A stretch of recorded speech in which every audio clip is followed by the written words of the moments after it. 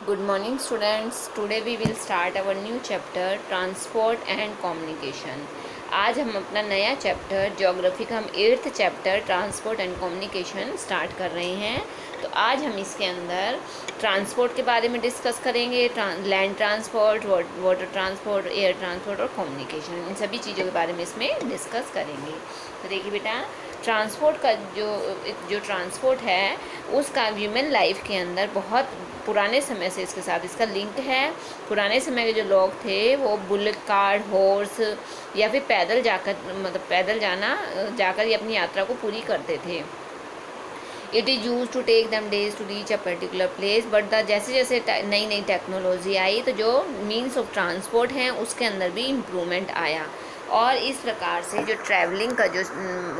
Travelling थी उसका standard high हो गया और वो कंफर्ट हो गई और कम समय के अंदर हम ज़्यादा दूरी को तय करने लग गए थे।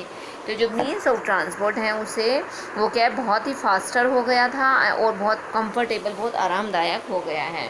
जो इसमें लैंड ट्रांसपोर्ट जो है वो depend on good network of roads. अगर जो लैंड ट्रांसपोर्ट है वो अच्छे रोड के ऊपर और अच्छे रेलवेज़ के ऊपर डिपेंड करता है। रिवर्स जो नेविगेबल रिवर्स हैं, नेविगेबल्स होती हैं जहाँ पर नौकाएं चलाई जाती हैं, कैनाल्स, सीज़, ये सभी क्या है वाटर ट्रांसपोर्ट सिस्टम के अंदर बहुत ही अहम भूमिका निभाते हैं।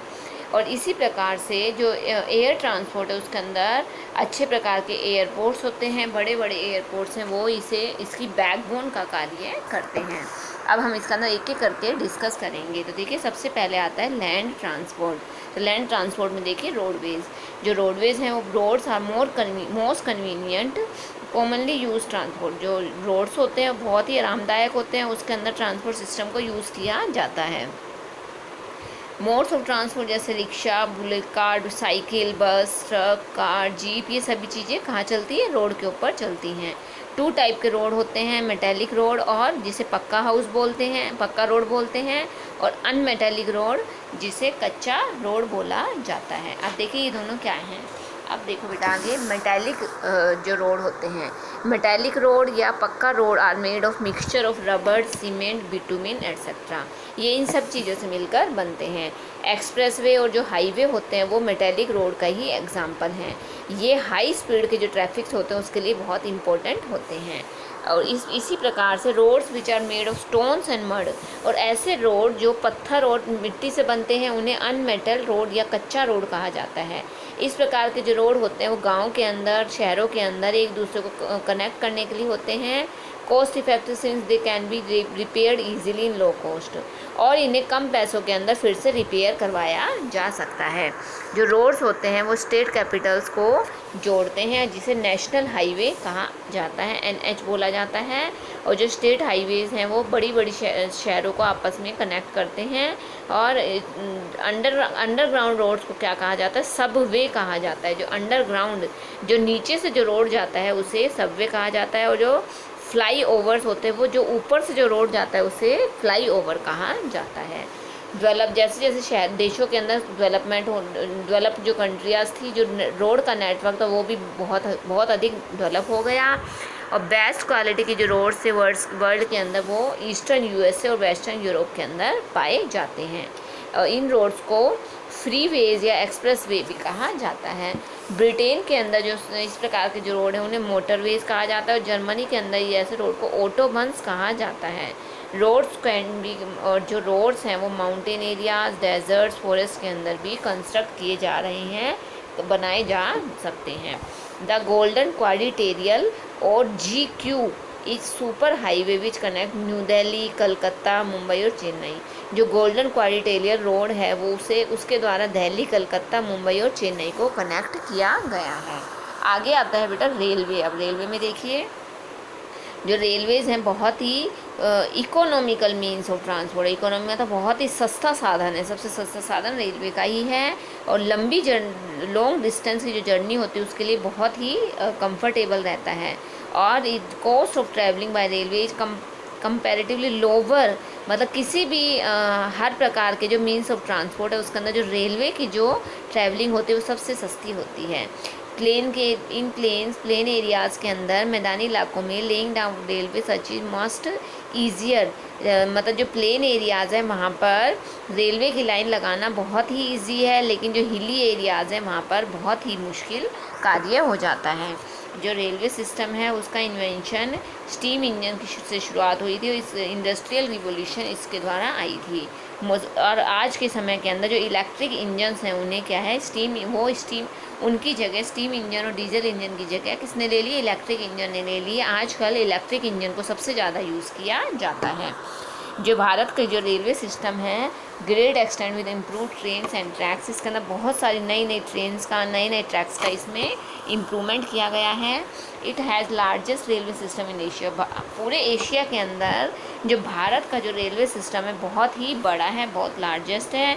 और cities like Mumbai, Chennai, local train Mumbai और चेन्नई के अंदर लोकल ट्रेन्स चलती हैं जो मुंबई चेन्नई की लाइफ लाइन का कार्य करती हैं। इसके अंदर लाखों की संख्या के अंदर डेली पैसेंजर्स होते हैं जो अपने एक स्थान से दूसरे स्थान पर जाते हैं।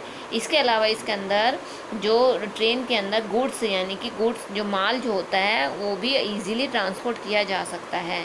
मेट्रोज़ ऑपरेट इन सिटी, जो मेट्रोज़ हैं वो London, Paris, New York, Delhi, Calcutta, Jaipur, इन सभी के अंदर मेट्रोज स्टार्ट की गई हैं and prove to be efficient form of transportation within city.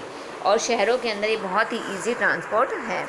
Most dense railway network in world is found in western Europe. Dense मतलब सबसे अधिक जनसंख्या जहाँ पर इस रेलवे नेटवर्क में पाई गई है वो है वेस्टर्न यूरोप में और ईस्ट सेंट्रल नॉर्थ अमेरिका में पाई गई है। इसके अलावा ट्रांस साइबेरियन जो रेलवे सिस्टम है वो पूरे वर्ल्ड का सबसे लंबा लॉन्गेस्ट रेलवे सिस्टम है, जो मॉस्को से व्लादिवोस्तोक और पैसिफिक कोस्ट को जोड़ता है। इस प्रकार का जो रेलवे है वो दो कॉन्टिनेंट के बीच में जो रेलवे सिस्टम दो कॉन्टिनेंट के बीच में बनाया गया है उसे ट्रांस कॉन्टिनेंटल रेलवे कहा जाता है। तो ये था बेटा रेलवे का।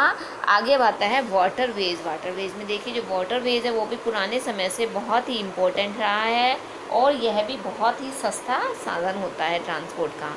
पीपल जो लोग हैं वो बड़ी बड़ी शिप्स, बोट, स्टीमर्स और फेरीज का यूज़ करते हैं लंबे डिस्टेंस के लिए। जो वाटरवेज है वो दो प्रकार के होते हैं, इनलैंड वाटरवेज और ओशियनिक या सी वाटरवेज। अब देखिए इनलैंड अलग अलग हम देखते हैं बेटा, इनलैंड क्या है और ओशियनिक क्या है। तो इनलैंड में देखिए जो इनलैंड वाटरवेज हैं वो navigable rivers, canals and lakes के ऊपर जो नावें चलती हैं उसे इनलैंड वाटरवे कहा जाता है।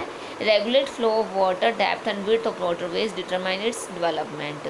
Boats and steamers ply on inland water, जो बड़ी बड़ी बोट्स हैं, स्टीमर्स हैं वो इनलैंड वाटर में यूज़फुल होती हैं।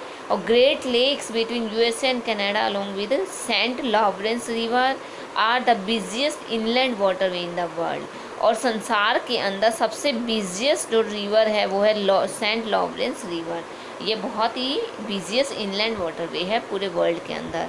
और major rivers like Nile river in Egypt, Ganga in India, Mississippi in USA important waterways. ये बहुत ही इम्पोर्टेंट वाटरवेज हैं।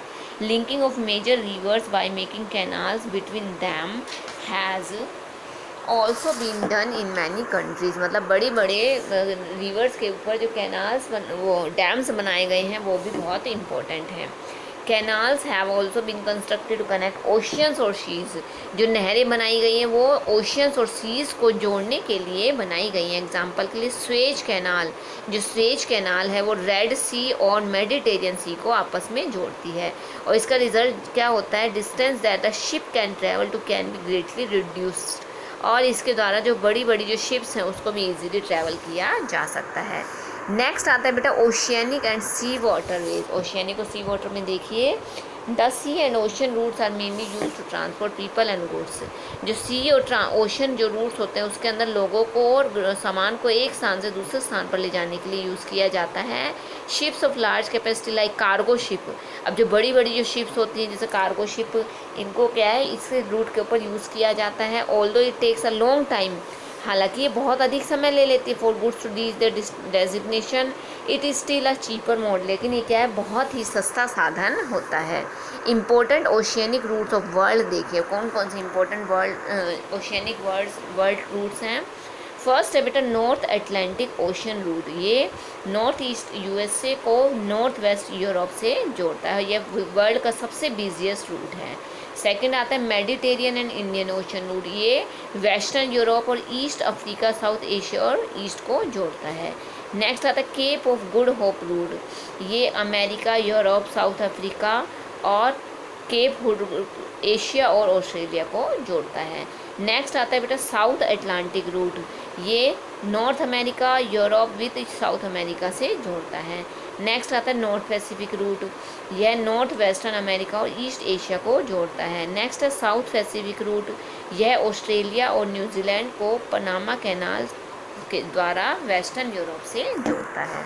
इम्पोर्टेंट सी पोर्ट्स कौन कौन से हैं वर्ल्ड के अंदर? Tokyo, Shanghai, Mumbai, Hong Kong, Singapore, Karachi, Cairo, Durban, London, Rotterdam, New York, Chicago और लॉस एंजल्स, ये सारे इम्पोर्टेंट सी पोर्ट्स हैं पूरे संसार के अंदर। आगे आता है बेटा एयरवेज। एयरवेज में देखिए यह बहुत ही फास्टेस्ट मीन्स ऑफ ट्रांसपोर्ट है, बहुत ही तेज़ चलने वाले संसाधन है इसके अंदर, और बट ऑल्सो मोस्ट एक्सपेंसिव, लेकिन क्या ये बहुत ही ज़्यादा एक्सपेंसिव भी हैं, बहुत ज़्यादा महंगे भी हैं। इसका जो डेवलपमेंट है वो 20th सेंचुरी में स्टार्ट हो गया था। People who want to save time, जो लोग अपना समय बचाना चाहते हैं वो इस ट्रांसपोर्ट को यूज़ करते हैं। इसके अंदर सबसे बड़ा ऑब्स्टेकल क्या होता है? Bad weather. अगर मौसम ख़राब है तो क्या है, अगर फॉग है, स्टॉर्म है तो क्या है, एयरवेज को जो ट्रांसपोर्ट है उसे क्या है स्थगित करना भी पड़ सकता है। और जो बिगेस्ट एडवांटेज ऑफ एयरवेज की है वो क्या है? Reach the most remote and insensible place in the world, और ये ऐसे एरियाज, संसार के ऐसे एरियाज में भी पहुंच जाता है जहाँ पर और कोई संसाधन नहीं पहुंचता है। Whereas there no way waterways, और मतलब जहाँ पे कोई वाटरवे नहीं है, कोई रोडवे नहीं है, वहाँ पर क्या है एयरवे के द्वारा उस स्थान पर जाया जा सकता है। इसके अलावा जो हेलीकॉप्टर्स होते हैं बहुत ही यूज़फुल होते हैं ऐसे एरियाज़ के अंदर जहाँ पर और कोई भी साधन नहीं जाता है, और ऐसे एरिया जहाँ पर कैलिमिटीज़ होती है बेटा, जहाँ पे कोई आपदा आ गई है, जहाँ पर कोई बाढ़ आ गई है, सूखा पड़ गया, तो ऐसे लोगों को रेस्क्यू करने के लिए, उन्हें बचाने के लिए, उन्हें खाना देने, वाटर, क्लॉथ और मेडिसिन प्रोवाइड करवाने के लिए हेलीकॉप्टर्स को यूज़ किया जाता है। हेलीकॉप्टर की सबसे बड़ी क्वालिटी क्या है कि इसके लिए एयरपोर्ट की ज़रूरत नहीं पड़ती है, इसको सीधे ये किसी भी जगह से उतारा जा सकता है, कहीं से भी इसे लैंड किया करके कहीं पे भी इसे ऊपर ले जाया जा सकता है। मेन इंटरनेशनल एयरपोर्ट्स कौन कौन से वर्ल्ड के? London, Paris, Mumbai, Delhi, Tokyo, Shanghai, Hong Kong, Singapore, Dubai, Cairo, New York, Chicago, San Francisco, Sydney, ये सारे बहुत ही इंपॉर्टेंट एयरपोर्ट्स हैं। आगे लास्ट आता है बेटा कम्युनिकेशन में देखिए कम्युनिकेशन का अर्थ क्या होता है? Exchange of ideas, thoughts and feelings, अपने आइडियाज़ को, अपने थॉट्स को, अपनी फीलिंग्स को दूसरों के सामने एक्सचेंज करना, प्रकट करना।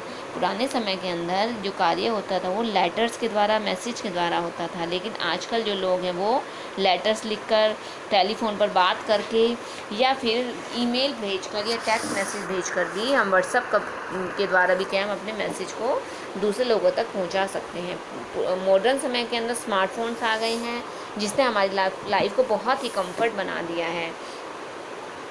आजकल क्या है बेटा, हम कुछ मिनटों के अंदर ही हम अपने जो बहुत दूर दराज के जो लोग हैं उनसे भी हम कुछ सेकंडों के अंदर, कुछ मिनटों के अंदर बात कर सकते हैं।